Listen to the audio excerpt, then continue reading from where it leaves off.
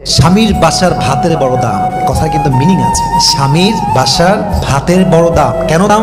স্বামীর বাড়ির ভাত খেতে হলে স্বামীর খোঁটা সহ্য করতে হয়, স্বামীর মায়ের খোঁটা সহ্য করতে হয়, স্বামীর বাবার ডিসরেসপেক্ট সহ্য করতে হয়, স্বামীর বোনের খোঁটা খেতে হয়, অনেক অসম্মান হজম করতে হয়, স্বামীর গালি হজম করতে হয়।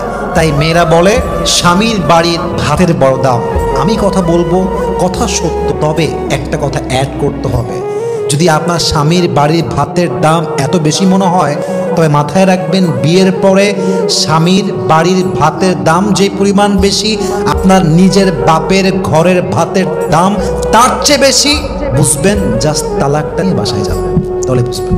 জাস্ট তালাকটা হোক, বাসায় যান, 3 মাস থাকেন, 4 মাস থাকেন, 5 মাস থাকেন, স্বামী নাই তালাক হয়ে গিয়েছে, তখন বুঝবেন স্বামীর বাড়ির ভাতের দাম বেশি নয়, এখন তো মনে হচ্ছে বাপের বাড়ির ভাতের দামই বেশি হয়ে গিয়েছে। ঠিক কিনা বলেন? একজন তালাকপ্রাপ্ত মেয়ে লিখেছে, যদি একবার সুযোগ পেতাম, একবার চান্স পেতাম, বাপের বাসা ছাড়তাম, আজীবন লাথি খাই, গুতা খাই, অসম্মান খাই, স্বামীর ঘরে পড়তাম, স্বামীর ঘরে বাঁচতাম। তালাকপ্রাপ্ত মেয়ের কথা এটা। অতএব